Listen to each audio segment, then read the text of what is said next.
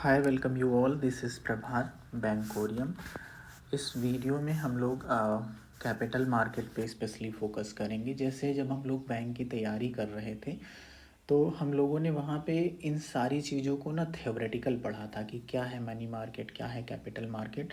लेकिन जब हम स्टॉक मार्केट में काम करने आते हैं तो यहाँ पे वही जो चीज़ें हम लोगों ने बैंकिंग अवेयरनेस में पढ़ी हैं उन चीज़ों का यहाँ पे लाइव यूज़ करते हैं।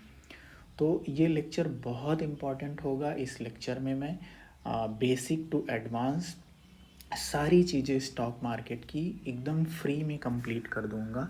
जो कि मैं कर रहा हूँ तो मैं डेली बेसिस पे बहुत अच्छा यहाँ पे काम करता हूँ, तो मैं वही सारी चीज़ें आप लोगों को भी सिखा दूंगा। तो जो लोग तैयारी कर रहे हैं, जो लोग घर पे रहते हैं, जिनके पास टाइम है, तो वो अपने टाइम का यूटिलाइजेशन कर सकते हैं और फ्री टाइम में थोड़ा बहुत पैसे भी कमा सकते हैं। तो बहुत वास्ट टॉपिक है।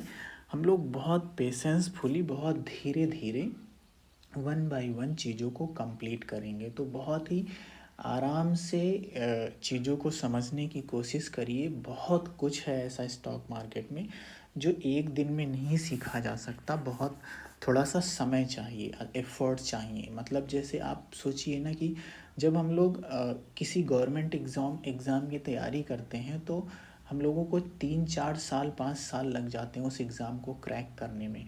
और स्टॉक मार्केट किसी भी कंट्री का, मतलब इस वर्ल्ड में टोटल 195 कंट्रीज़ हैं और 195 या 196 कंट्रीज़ हैं। और इन सारी कंट्रीज़ का जो फाइनेंशियल बिजनेस मॉडल है वो स्टॉक मार्केट, और स्टॉक मार्केट की functioning through out the world same तरीके से होती है। तो सोचिए, इतना प्यारा बिजनेस मॉडल जिसको इस दुनिया के सारे देशों ने एक्सेप्ट किया है, वो इतना तो आसान नहीं होगा समझना। तो उसको समझने के लिए थोड़ा सा पेशेंस चाहिए और कुछ 6 7 महीने साल भर की मेहनत चाहिए। उसके बाद स्टॉक मार्केट से उतना पैसा मिल सकता है जितना कि एक जॉब कभी दे ही नहीं सकती। तो सबसे जो मेजर है, सबसे इम्पॉर्टेंट चीज़ ये है, वो है लर्निंग। आप कितना डेटा को रीड करते हैं, कितना चार्ट्स को समझते हैं, ये सारी चीज़ें हम लोग वन बाय वन करके मैं आप लोगों को सब कुछ सिखा दूँगा। तो शुरू करते हैं। तो यहाँ पे क्या है, फाइनेंशियल मार्केट। ठीक है, फाइनेंशियल मार्केट को फाइनेंशियल मार्केट को दो पार्टों में डिवाइड किया गया है, मनी मार्केट और कैपिटल मार्केट। मनी मार्केट जो आरबीआई के थ्रू चीज़ें होती हैं, जो प्रिंटिंग एंड मिंटिंग का काम होता है, जहाँ से करेंसी को छापा जाता है, वो आरबीआई का काम होता है, रिज़र्व बैंक ऑफ इंडिया का काम होता है। आरबीआई एक तरीके की पॉलिसी मेकिंग बॉडी है। फाइनेंशियल मार्केट में दो पार्ट है, मनी मार्केट और कैपिटल मार्केट। हमारा फोकस कैपिटल मार्केट है चूँकि हम स्टॉक मार्केट को समझना चाह रहे हैं। कैपिटल मार्केट का जो रेगुलेटरी बॉडी है वो सेबी है, security exchange board of India. तो ये इसकी मेन बॉडी है जो कैपिटल मार्केट को रेगुलेट करती है। अब जब हम स्टॉक मार्केट को समझ रहे हैं तो एक बड़ा कॉमन सा क्वेश्चन आता है कि स्टॉक मार्केट क्यों बनाई गई। ठीक है, तो इसका आंसर ये है कि जब आज मॉडर्न युग में इस दुनिया में जितने भी देश हैं वो सारे के सारे कनेक्टेड हैं। तो कनेक्टेड जब कंट्रीज़ होती हैं तो एक दूसरे पे किसी न किसी तरीके की डिपेंडेंस होती है हर कंट्री की। मतलब कुछ कंट्रीज़ में कोई रिसोर्स अच्छा है, किसी कंट्रीज़ में कोई रिसोर्स अच्छा है। तो हम लोगों को एक बिजनेस मॉडल चाहिए था जिसके थ्रू हम सारे देश कनेक्ट हो पाएँ, तो स्टॉक मार्केट बनाया गया। अब जैसे कि मॉडर्न युग में होता यह है कि अगर कोई सिंगापुर की कंपनी है इंडिया में इन्वेस्ट करना चाहती है तो वो क्या देख के करेगी, पहले तो वो इंडिया की जीडीपी देखेगी, इंडिया में पोटेंशियल चेक करेगी। तो जो किसी भी देश का ओवरऑल पोटेंशियल चेक होता है वो उस देश के स्टॉक मार्केट से, मतलब उस देश की अर्थव्यवस्था से पता चल जाता। तो इसीलिए स्टॉक मार्केट एक ऐसा, मतलब कलेक्टिव कॉम्बिनेशन होता है उस देश की सारी कंपनीज़ का, जिन पे हम एक नज़र डाल के ये बता सकते हैं कि उस देश की अर्थव्यवस्था किस तरीके से रन कर रही है। इसलिए ये सारी चीज़ें डेवलप्ड की गई ताकि ये बहुत हैंडी और इजी हो जाए कि हम स्टॉक मार्केट में जाके इंडेक्सेस को चेक करें और ये पता लगा पाएँ कि उस देश की जो जीडीपी है वो किस तरीके से ग्रो कर रही है। तो इस वजह से स्टॉक मार्केट का क्रिएशन हुआ। बिज़नेस को एक्सपैंड करने के लिए मॉडर्न युग में इन सारी चीज़ों को जब आईटी इवॉल्व हुआ तो अब बिज़नेस मॉडल्स बढ़े, तो उसके वजह उस चीज़ की चीज़ मतलब उस चीज़ की वजह से स्टॉक मार्केट का क्रिएशन हुआ, ताकि हम लोग बिज़नेस और आसानी से और अच्छे से कर पाएँ। अगला क्वेश्चन है कि अब मैं बहुत आसानी से और बहुत जितनी भी चीज़ें मेन है बहुत इम्पॉर्टेंट उनको मैं डायरेक्टली समझाने की कोशिश करूँगा, क्योंकि इतना वास्ट टॉपिक है कि अगर मैं बहुत डिटेल में बोलूँगा तो बहुत बड़ा लेक्चर बन जाएगा। तो मैं थोड़ा थोड़ा हर चीज़ को बताऊँगा और वन बाय वन डेली मतलब जब भी मुझे टाइम मिलेगा मैं लेक्चर क्रिएट करूँगा और आप लोगों को वो सारी इम्पॉर्टेंट चीज़ें दे दूँगा। तो जब हम कैपिटल मार्केट को पढ़ते हैं तो कैपिटल मार्केट में हम क्या कर रहे होते हैं, मतलब कैपिटल मार्केट में हम लोग शेयर्स को खरीदते बेचते हैं, मतलब बाइंग और सेलिंग करते हैं। तो शेयर मार्केट में दो पार्टीज़ होती हैं हमेशा, बायर्स और सेलर्स। उन्हीं की वजह से वहाँ पे हम लोग मार्केटिंग कर रहे होते हैं, मतलब या तो हम लोग किसी चीज़ को बाई कर रहे हैं या किसी चीज़ को सेल कर रहे हैं। तो what be trade in stock market में एक्चुअली हम डायरेक्शन को ट्रेड कर रहे हैं, मतलब शेयर्स को तो ट्रेड कर ही रहे हैं, लेकिन शेयर्स को तो ट्रेड हम तब करेंगे जब हमें डायरेक्शन पता हो जाए। मतलब अगर हमें पता हो कि जो चीज़ हम 200 पे ख़रीद रहे हैं वो 220 पे जाएगी, तभी तो हम उसे ख़रीदेंगे। तो ओवरऑल सिनेरियो ये है कि हम डायरेक्शन को हमेशा प्रेडिक्ट कर रहे होते हैं कि जो चीज़ हम लो पे ख़रीदें उसको हाई पे जाके बेच दें। तो ये जो डायरेक्शन का प्रेडिक्शन है, क्या इसकी कोई टेक्निक्स हैं, क्या इसके कोई तरीके हैं?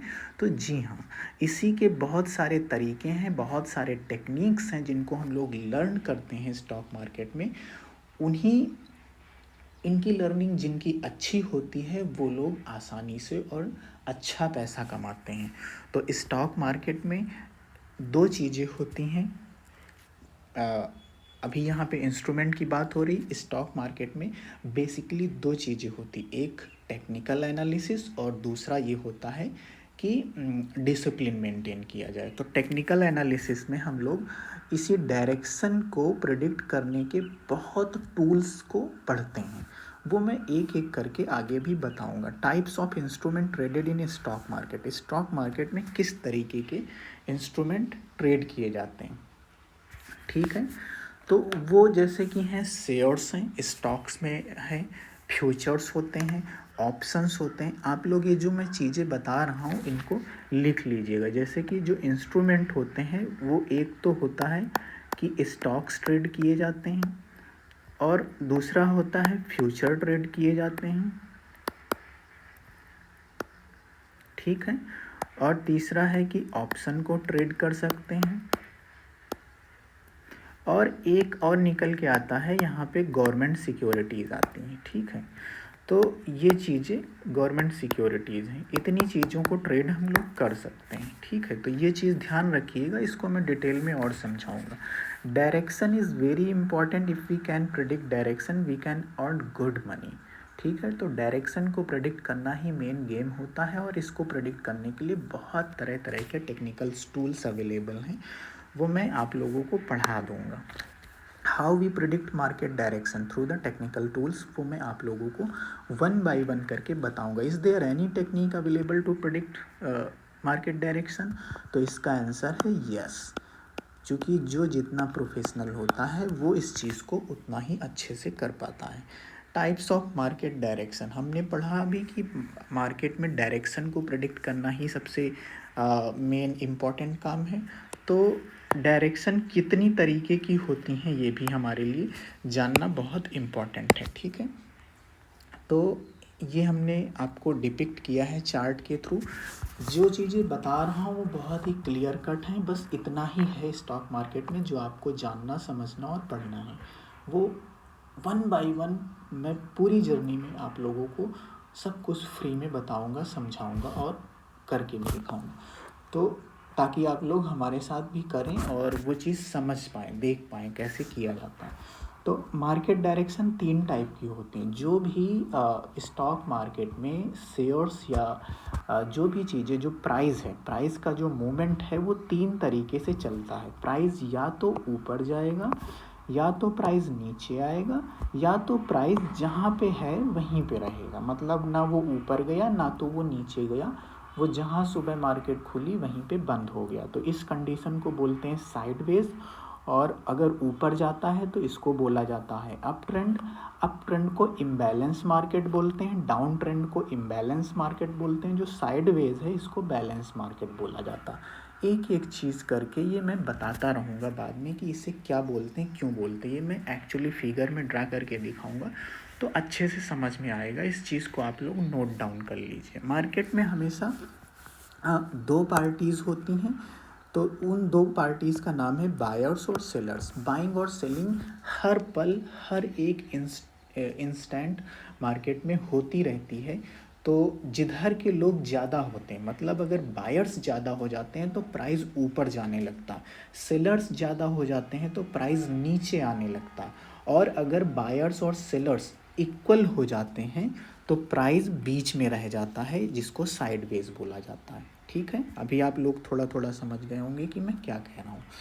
ट्रेडिंग इंस्ट्रूमेंट 2 टाइप्स के यहाँ पे मैंने लिखे हैं। देखिए, इक्विटी में कर सकते हैं और डेरिवेटिव में कर सकते हैं। ठीक है, इक्विटी में क्या है, इक्विटी को बोला जाता है स्टॉक्स में जो हम लोग ट्रेड करते हैं, जो शेयर्स हम लोग खरीदते हैं उनको बोलते हैं इक्विटी ट्रेडिंग। ठीक है, और जो डेरिवेटिव होते हैं इनको बोला जाता है फ्यूचर एंड ऑप्शन।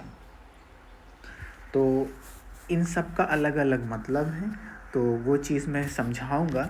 डेरिवेटिव मतलब वो चीज़ें होती हैं जैसे कि जो चीज़ किसी से डिराइव होके निकल के आती है और उस इंस्ट्रूमेंट पे हम लोग ट्रेड कर रहे होते हैं तो उसको डेरिवेटिव सेगमेंट बोला जाता। और जो चीज़ें अपने आप में खुद ही मेन सोर्स हैं, उन पे ट्रेड करते हैं, उन चीज़ को इक्विटी बोला जाता। तो ऐसा है। थोड़ी नॉइज़ आ रही होगी, एक्चुअली मेरे पास माइक है नहीं, मैं घर से बाहर आया हूँ आज का काम ख़त्म करके लेक्चर ये रिकॉर्ड करने।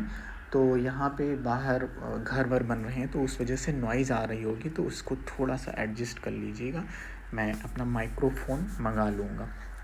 टाइप्स ऑफ ट्रेडिंग, देखिए types of trading with respect to time अगर बोलें तो 3 पार्टों में मैंने डिवाइड किया। एक ये है इंट्राडे, एक है स्विंग और एक है इन्वेस्टिंग। इंट्राडे का मतलब होता है इंट्रा, इसका नाम ही है इंट्राडे, मतलब एक दिन की जो ट्रेडिंग होती है उसको इंट्राडे बोलते हैं। इंट्राडे ट्रेडिंग हम लोग स्टॉक्स में भी कर सकते हैं, फ्यूचर्स में कर सकते हैं, ऑप्शंस में, मतलब इक्विटी सेगमेंट में भी कर सकते हैं और डेरिवेटिव सेगमेंट में भी कर सकते हैं। इक्विटी का मतलब स्टॉक्स और डेरिवेटिव का मतलब फ्यूचर एंड ऑप्शन। तो इन तीनों सेगमेंट में हम लोग इंट्राडे कर सकते हैं। स्विंग की बात करें अगर, तो स्विंग का मतलब कुछ सप्ताह के लिए, कुछ वीक्स के लिए जो ट्रेडिंग होती है उसको स्विंग ट्रेड बोलते हैं। ये भी इन्हीं तीनों सेगमेंट में कर सकते हैं, स्टॉक्स, फ्यूचर और ऑप्शन में। इन्वेस्टिंग सिर्फ और सिर्फ हम स्टॉक में करेंगे, फ्यूचर्स में भी कर सकते हैं। फ्यूचर्स की भी एक्सपायरी होती है, 3-3 महीने के फ्यूचर्स आते हैं, उसमें भी कर सकते हैं। लेकिन आप लोग बेसिक वे में समझिए कि हम लोग स्टॉक्स में इन्वेस्टिंग कर सकते हैं और ट्रेडिंग के लिए हम लोग इन तीनों पार्टों में कर सकते हैं। तो इन्वेस्टिंग के लिए बहुत हैवी अमाउंट चाहिए होता, इसलिए इन्वेस्टिंग ज़्यादातर रिच लोग कर पाते हैं, जिनके पास पैसा है या फिर जो जॉब वगैरह कर रहे हैं वो लोग कर पाते हैं। लेकिन जो ट्रेडिंग होती, ट्रेडिंग एक तरीके का बिजनेस है। इसमें हम लोग पैसे कमाने के लिए कुछ कैपिटल डालते हैं, बहुत स्टडी करते हैं, टेक्निकल एनालिसिस करते हैं, चार्ट की रीडिंग करते हैं, मार्केट के डायरेक्शन को प्रिडिक्ट करते हैं और ट्रेडिंग करते हैं। ट्रेडिंग एक तरीके का प्रोफेशन है, बिजनेस है, वही चीज़ हम लोग यहाँ पे सीखेंगे। ठीक है, अब prediction of direction is a deep analysis of chart, for this we study all this given below. ठीक है, ऐसे ये सारी चीज़ें हमको पढ़नी है डायरेक्शन को प्रिडिक्ट करने के लिए। Number 1, technical analysis. ठीक है, only this need in intraday trading. Technical analysis अगर हम लोग कर रहे हैं तो बस यही इसी चीज़ की इंट्राडे ट्रेडिंग में रिक्वायरमेंट होती है। इसमें क्या करना है, कितना करना है, वो सब मैं पढ़ाऊँगा। अभी के लिए आप लोग बस इस चीज़ को समझिए, एक बेसिक अंडरस्टैंडिंग डेवलप कीजिए, बाकी चीज़ें मैं आगे पढ़ाऊँगा। फंडामेंटल एनालिसिस करते हैं, ये इन्वेस्टिंग का पार्ट है। इन्वेस्टिंग करने से पहले हम लोग फंडामेंटल एनालिसिस भी करते हैं। तो इन्वेस्टिंग में इन दोनों चीज़ों की रिक्वायरमेंट होती, मतलब फंडामेंटल एनालिसिस और टेक्निकल एनालिसिस दोनों की, और ट्रेडिंग में सिर्फ टेक्निकल एनालिसिस से काम हो जाता है। तो जो टेक्निकल एनालिसिस है इसमें हम लोग ये पढ़ेंगे, कैंडलिस्टिक पैटर्न पढ़ेंगे, डिमांड एंड सप्लाई जोन पढ़ेंगे, ट्रेंड लाइन पढ़ेंगे, इंडिकेटर्स पढ़ेंगे, वैल्यूम क्या होता है पढ़ेंगे, ट्रिपल आर मतलब रिस्क रिवॉर्ड रेशियो क्या होता है ये पढ़ेंगे। रिस्क रिवॉर्ड रेशियो ही बहुत बड़ी चीज़ है, इसको अगर सही से समझ लिया तो बस आप ट्रेडिंग में बहुत काम कर लेंगे। पोजीशन साइजिंग पढ़ेंगे, मार्केट स्ट्रक्चर पढ़ेंगे, psychology, this is the main part, major thing. Discipline trading में बनाना ये सबसे बड़ा गेम होता है, चूँकि ट्रेडिंग एक ओपन स्पेस है। बाइंग और सेलिंग तो कोई भी कर सकता है, जिससे स्मार्टफोन चलाना आता वो बाइंग एंड सेलिंग कर सकता है, लेकिन क्या वो बाइंग एंड सेलिंग करने से ट्रेडर बन जाएगा? इसका आंसर है नहीं।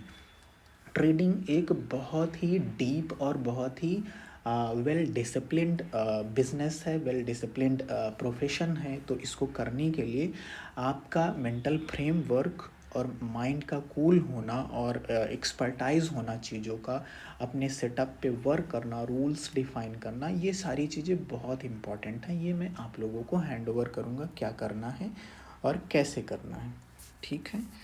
तो through the practice and discipline, patience, learning, you can do wonders here. अगर आपने प्रैक्टिस कर ली अच्छे से और आपने अपने अंदर डिसिप्लिन बना लिया, पेशेंस बना लिया, लर्निंग खूब कर ली, तो आप लोग यहाँ पे बहुत अच्छा काम कर सकते हैं। मतलब ट्रेडिंग एक ऐसा प्रोफेशन है जिसमें बहुत सारे ऐसे भी लोग हैं जो मिलीनियर हैं और बिलीनियर हैं। ऐसा और किसी प्रोफेशन में नहीं पॉसिबल है, या फिर अगर है भी तो वो बहुत रेयर केस है। ट्रेडिंग का मतलब जो सक्सेस रेट है ट्रेडिंग का, ट्रेडिंग वाले बिजनेस का, ये लगभग 5% है अकॉर्डिंग टू सेबी। अब आप ये सोचिए कि जिन गवर्नमेंट एग्ज़ाम्स की हम लोग तैयारी करते हैं उनका सक्सेस रेट शायद हार्डली 1 or 2% आता है। तो अगर सक्सेस रेट इसका हाई है, तो अगर हम लोग इसको पढ़ें, जो हम लोग पढ़े क्वालिफाइड लोग हैं, ग्रेजुएट्स हैं, समझदार हैं, अगर हम लोग इसकी अंडरस्टैंडिंग करें ना डीप में, इसको समय दें, जैसे गवर्नमेंट एग्ज़ाम के लिए 3-3 साल हम लोग दे देते हैं, इसको अगर समय दें, कुछ साल 1.5 साल बहुत अच्छे से, बहुत छोटे कैपिटल से समझें, पढ़ें, हर चीज़ को डीप एनालिसिस करें, तो पता है यहाँ पे ना बहुत अच्छी इनकम होती, बहुत अच्छे से आप लोग ग्रो कर सकते हैं। तो ये चीज़ें हैं। और अभी मैं दिखाऊंगा, क्योंकि आज का काम तो मैंने फिनिश कर ही लिया है, उसके बाद मैं ये लेक्चर रिकॉर्ड कर रहा हूँ, तो अभी मैं दिखा भी दूंगा आपको कि आज कितना, मतलब क्या वर्क किया है मैंने। तो ये देखिए, अब यहाँ पे जो वहाँ का पहला था टेक्निकल एनालिसिस का, वो है कैंडलिस्टिक पैटर्न, ठीक है। तो कैंडलिस्टिक पैटर्न हम लोग क्यों पढ़ते हैं? Candlestick pattern developed so that we can easily and clearly visualise buying and selling activity. चूँकि मार्केट में दो ही चीज़ें होती हैं, बायर्स और सेलर्स होते हैं। इन बायर्स और सेलर्स की एक्टिविटीज़ को सही से समझ पाऊँ, सही से विजुलाइज कर पाऊँ, इसके लिए कैंडलिस्टिक पैटर्न्स को डेवलप किया गया। ये एक ऐसी कैंडल होती है जिनमें 4 चीज़ें, एक कैंडल से 4 चीज़ें क्लियर हो जाती हैं। तो बुलिश कैंडल, उस कैंडल को देखिए, बुलिश कैंडल का मतलब ग्रीन कैंडल 2 होंगी, या तो रेड होगी या तो ग्रीन होगी। जो ग्रीन कैंडल होगी उसको बुलिश कैंडल बोलते हैं, मतलब बायर्स की कैंडल बोलते हैं। इस कैंडल में जो ग्रीन कैंडल का मतलब है कि बायर्स इस कैंडल में सेलर्स से ज़्यादा हैं। इस कैंडल में बायर्स जो हैं, ये यहाँ पे नोट है, लिखा है, बायर्स सेलर से ज़्यादा हैं, तो इसलिए ये कैंडल ग्रीन बनी। अब इस कैंडल में 4 चीज़ें, कौन सी 4 चीज़ें? नंबर 1 सबसे टॉप पे हाई होगा और सबसे लो पे लो होगा। ये दोनों में सेम होगा, मतलब दोनों का मतलब बुलिश और बेयरिश कैंडल में हाई और लो की पोजीशन सेम है। देखिए, बेयरिश कैंडल में भी हाई यहाँ पे है और इसका लो ये इस पॉइंट पे है, तो ये दोनों चीज़ें सेम होंगी। बाकी अंतर ये है कि जो बुलिश कैंडल है, यहाँ पे देखिए, जो बुलिश कैंडल है, बुलिश कैंडल की ओपनिंग यहाँ से है, बुलिश कैंडल की ओपनिंग जो है, बुलिश कैंडल की ओपनिंग यहाँ से है। ओ का मतलब ओपन, सी का मतलब क्लोज, एच का मतलब हाई, एल का मतलब लो। तो बुलिश कैंडल की ओपनिंग नीचे से होती है, ये यहाँ पे ओपनिंग और यहाँ पे क्लोजिंग हुई। तो इसका जो कैंडल का फॉर्मेशन होता वो ऐसे होता, ओपन होगा एक जगह पे, एक प्राइस पे ओपन होगा, ओपन होने के बाद ये लो आएगा और लो होने के बाद ये वापस हाई जाएगा, हाई होने के बाद ये फिर से नीचे आएगा और कहीं पे क्लोज हो जाएगा। अब ये कैंडलस्टिक पैटर्न में इस तरीके से फॉर्मेशन इसका होता है। ठीक है, इस चीज़ को ध्यान रखिएगा। इसका जो ये रेक्टेंगुलर पार्ट है इसको बॉडी बोलते हैं, और जो ऊपर ये लाइन निकले हैं जो इसके लेग हैं इनको विक या लेग बोला जाता है। इस चीज़ को ध्यान रखना, नोट कर लेना। बुलिश का मतलब है, यहाँ पे मैंने लिखा bullish means buying candle and this candle has more buyers than seller, इसमें बायर सेलर से ज़्यादा हैं। बेयरिश कैंडल का मतलब है, बेयरिश कैंडल में जो ओपनिंग होती है ये टॉप से होती है। बुलिश कैंडल में क्या आपने पढ़ा था कि उसकी ओपनिंग लो से हो रही थी, यहाँ से हो रही थी, इसमें इसकी ओपनिंग ऊपर से होगी। तो यही मेजर अंतर है, बाकी हाई और लो की पोजीशन सेम है। तो अगर इसको लीनियर लाइन चार्ट में देखेंगे तो ओपनिंग यहाँ पे हुई, ओपनिंग होने के बाद ये फिर हाई बनाएगा, हाई बनाने के बाद ये लो आएगा और लो बनाने के बाद ऊपर जाके क्लोज हो जाएगा कहीं पे। ये प्राइस का मूवमेंट है, इस तरीके से मूव करेगा। जब ये ऐसा होगा तो इस तरीके की कैंडल बनेगी, ये मैं समझाने की कोशिश कर रहा हूँ। और बहुत आराम से समझिएगा, धीरे धीरे प्रैक्टिस के थ्रू आ जाता है, बहुत आसान है। बस थोड़ा जब नया रहता है तो डिफ़िकल्टी होती है, मुझे भी समझने में बहुत टाइम लगा था, बहुत प्रैक्टिस लगी, तब जाके मैं समझ पाया हूँ। अगेन यहाँ पे जो बॉडी है इस जो रेक्टेंगुलर पार्ट है इसको बॉडी बोलते हैं, बाकी ऊपर और नीचे को विक और लेग बोला जाता है। इस पॉइंट को याद रखिएगा। जो बेयरिश कैंडल होती है, बेयरिश कैंडल का मतलब होता है कि sellers are more than buyers. ठीक है, तो सेलर्स जो हैं बायर से ज़्यादा हैं, इस चीज़ को मतलब बेयरिश बोलते हैं। टाइप्स ऑफ कैंडलिस्टिक पैटर्न, ये चीज़ आगे मैं पढ़ूँगा, अगला लेक्चर जो रिकॉर्ड करूँगा उसमें कैंडलिस्टिक कितने कितने तरह की कैंडलिस्टिक्स हो सकती हैं, कितने तरह की कैंडल्स होती हैं, उस चीज़ के बारे में हम लोग पढ़ेंगे। तो ये चीज़ है, अभी इसमें मतलब बहुत वास्ट है, थोड़ा थोड़ा करके हम लोग डेली मतलब जब जब मुझे टाइम मिलेगा मैं आप लोगों को सिखाता रहूँगा। पेशेंसफुली सीखिए, साल भर या 6 महीने अच्छे से लगे। जितनी मेहनत पढ़ाई में हम लोग करते हैं उसकी 50% भी मेहनत इधर करेंगे, 6 महीने में मास्टरी गेन हो जाएगी और नेक्स्ट 6 मंथ्स में बहुत अच्छा वेल डिसिप्लिन तरीके से आप एक ठीक ठाक अमाउंट घर में बैठ के आसानी से कमा सकते हैं। Don't rush into things because trading is a marathon not a sprint. ठीक है, ये बहुत ही पेशेंस वाला काम है, बहुत ही धीरे धीरे स्लोली स्लोली होगा, तो आराम से सीखिए, सब कुछ हो जाता है। तो ये है, तो ये चीज़ें हैं। नेक्स्ट लेक्चर में फिर से मिलेंगे। सपोर्ट करिए, चैनल को सब्सक्राइब करिए, और किसी भी तरीके की क्वेरी हो तो आप लोग हमसे कनेक्ट हो सकते हैं। बैंकोरियम चैनल पे @ बैंकोरियम डालेंगे तो वहाँ भी हम मिल जाएंगे। सॉरी, शायद हैंग कर गया। चलिए इसको क्लोज़ करते हैं। ठीक है, बाय बाय, थैंक यू।